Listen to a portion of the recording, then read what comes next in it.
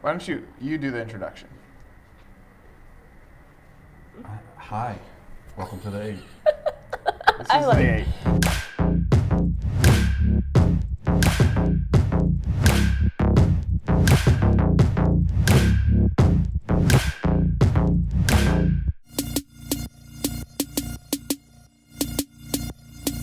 That was so great. Just like, hi. Sean, we're going to play. I don't like playing anything. Did you guys already plan this? Yes. No, I have no idea what's going on. Why? Sorry. I was trying How? to. All right, Wait. here's what we're going to play. We're going to play the following game. Okay. I don't like games. And just listen. It's not even a real game. On the count of 3, I'm going to ask you a question. You got to give me a straight answer fast. It's like, what's that? What's it called?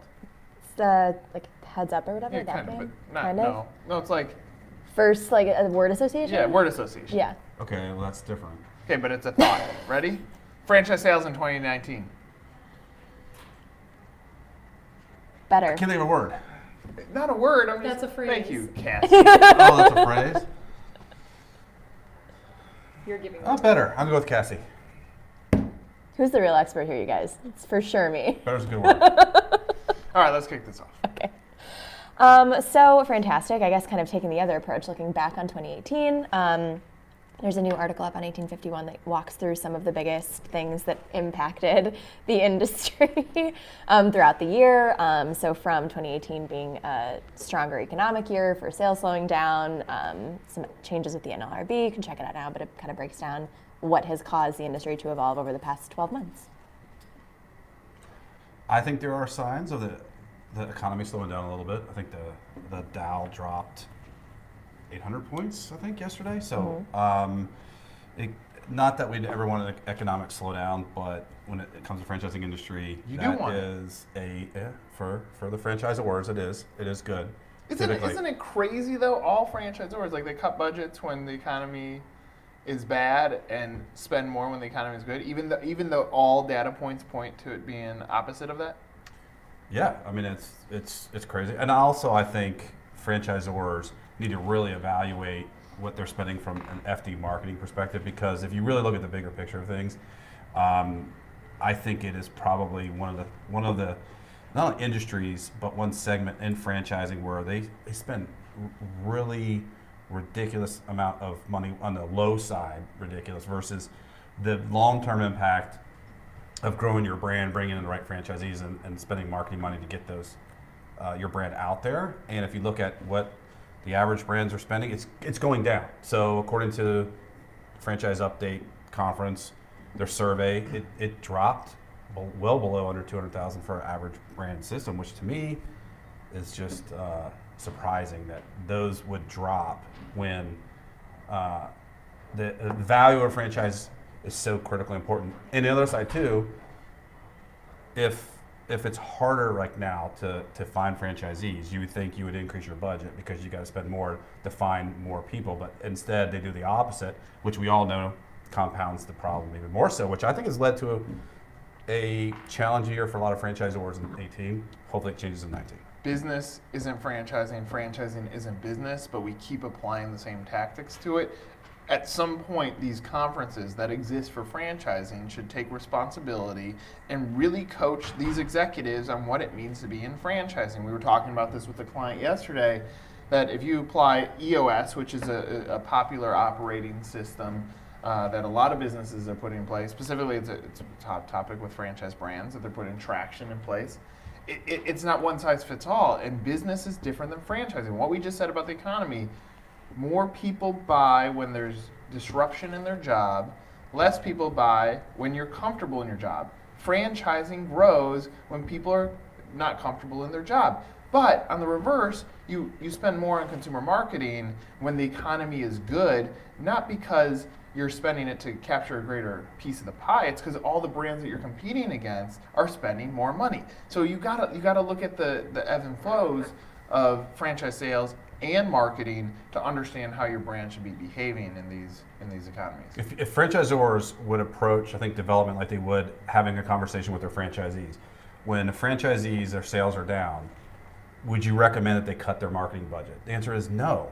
And yet franchisors, when franchise development slows down, the first thing they go to is cut the budget. It just compounds the problem. And it's just, but I think brands who stay consistent in their strategies, approach, and budgets, regardless of what's happening, unless it's something that's internal, it's impacting it.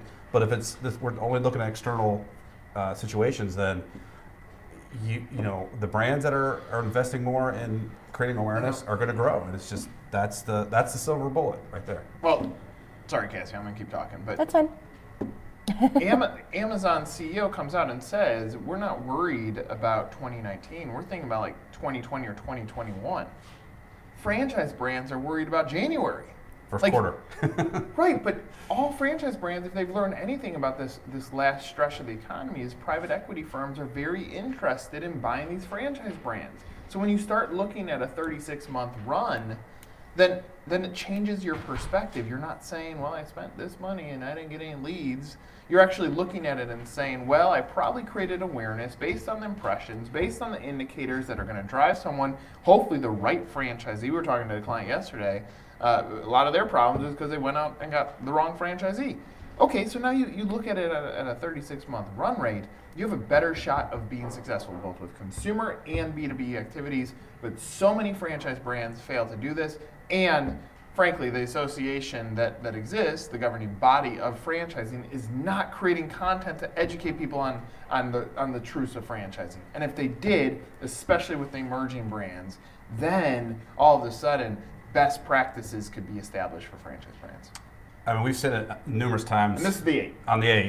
This is why we need a podcast. Yeah, this is numerous times on the 8 that the candidate life cycle from when they learn about your brand, when they inquire and they engage. The rule of thumb was always 60 to 90 days. Well, with the franchise sales index, if you haven't checked it out, it's on. I was waiting for that. We should have made that a drinking game. Franchise sales index. Active person, what are you paying Sean for? I've never. No, but this is great He's data. he's your biggest salesman. I'm a data guy. I love it. But it is well over 200 days. In the larger brands over 200 units, it's 278 days from inquiry to signing. No, that's wrong. And it amazes me that brands will make a decision, short-term decisions on their marketing for franchise development, as if it is instantaneous. If you start FD marketing today, it's not going to happen in 2 weeks. It's a long-term play. You got to look at it that way, and it's consistency, not just more than 6 months. Oh, it is. It's a long-term play. That's the thing you need to take away from it. It's a marriage. Like, stop trying to sell widgets. It's not a car sale. Good point. Number 2. On to number 2. This will be the 1 hour 8. The 80-minute 8. We've lost everyone already, so this is just for us and Scott now. Which one? Yeah, Both, we have 2 maybe? Scots. And a Keith. The Keith. Wait, Emily's like, it's for 0 people right now. There's none of you. All right, go ahead. Pour one out. Cool. Well, our friend Celebrity this week is our cover star for December. Floyd Mayweather. So he's franchising his concept, Mayweather Boxing and Fitness. Creative name. So we talked to him just about lessons that he learned in boxing that he's now applying to business. We've talked about this a lot. I feel like this year specifically, the lessons that can be transferred over from athletics into business and how it's working for people. And it's a really cool interview, so check it out. Yeah, nice work there, Cassie. Thanks. Look forward to reading it. I had to double check all my been on sports there for a while. references. There's a lot of good content on that. That was a good save. What's the article you read on 1851? The one that was published this morning. Which was? I can't remember. It was Don't franchisees. read 1851. I do too, every day. I just said don't. Oh, I got you. I was kidding. Go ahead. Trying to do Frank, reverse Frank. psychology. Yeah. It's working. We're really on top of it today. All right, Fresh Money. So brands are spending a lot on advertising, especially over the past year. There were midterm elections, Winter Olympics, FIFA World Cup. There were a lot of things that were driving this.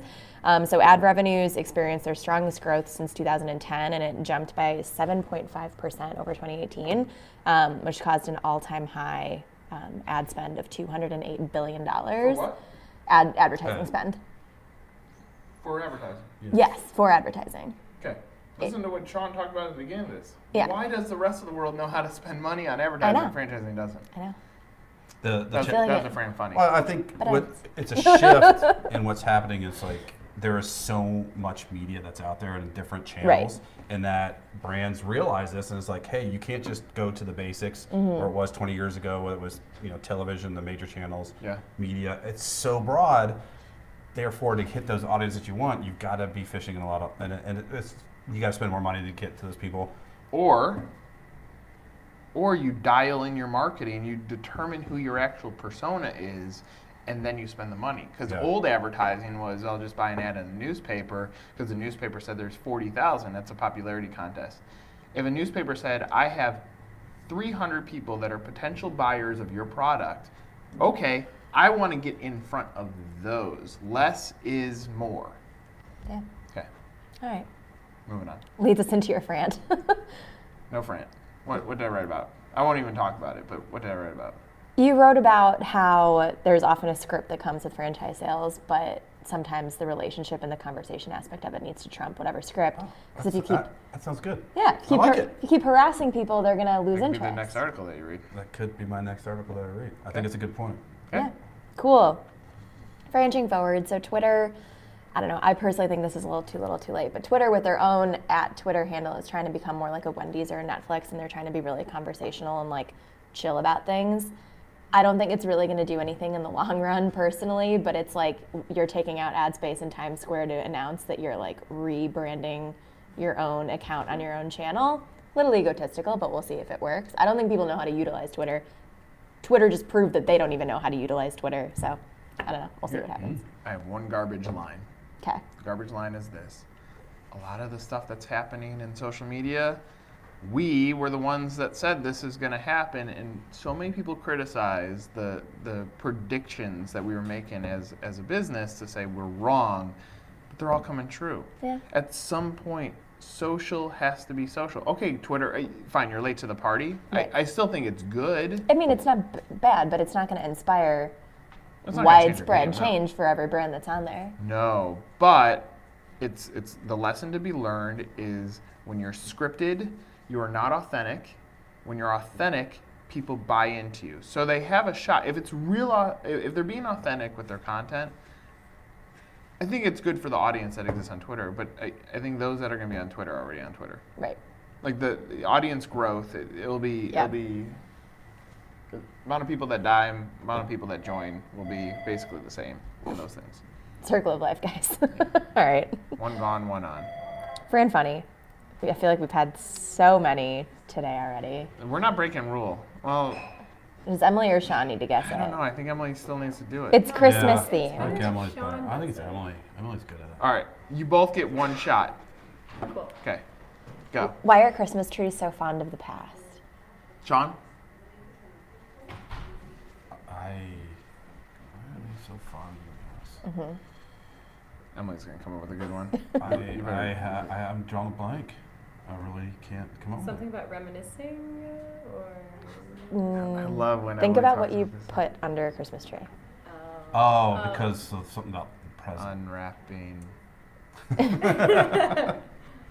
reminiscing about the past. All right. Tell the whole joke. Yeah. Why are Christmas trees so fond of the past? Because the present's beneath them. Good one. The one that I wanted to do wasn't appropriate, so I moved on. What was that one? I'm not gonna. It wasn't appropriate. All right, so I'm not gonna read this full quote because I think it's super long. But if you've made it this far in the video, read the newsletter. Yeah, but it comes from. They could watch it when it goes out in a newsletter if they're Who bored are on a Friday you? afternoon. All right. Scrooge. But it comes from Floyd Mayweather's interview. It's about like the lessons that he's taking from the sport and moving it into business. And so it's boxing is all about strategy and discipline. You have to think many moves ahead of your opponent and be prepared for anything they will come at you with. And it goes on. I won't finish the whole thing, but it's literally the same thing that we were just talking about. Like, why are we talking about January when we should be talking about 2020? I was smiling because I think no matter what the quote is, like they always sound intelligent when you're reading the quote. Thanks, I think. Yeah. I'm trying to make them You sound make smart. them sound really smart. I'm like, wow, that was good. It's all about tone, guys. All right. It's all about tone. Loke. Frenemies versus friends. I feel like Burger King's always our frenemy, so I don't know if they'll be our friend. Here we go. But they have a new promotion where if you buy or if you order a Whopper either inside of or right outside of the proximity of a McDonald's, they'll send you directions to the nearest Burger King and you can go get a Whopper for $1. It's kind of funny, but it's like, I think it's cool. Man, they are trying hard. I mean, True. look, but we talk about them a lot, so part of that's PR. When's Yep. the last time you ate at Burger King?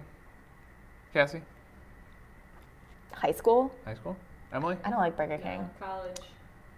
Sean?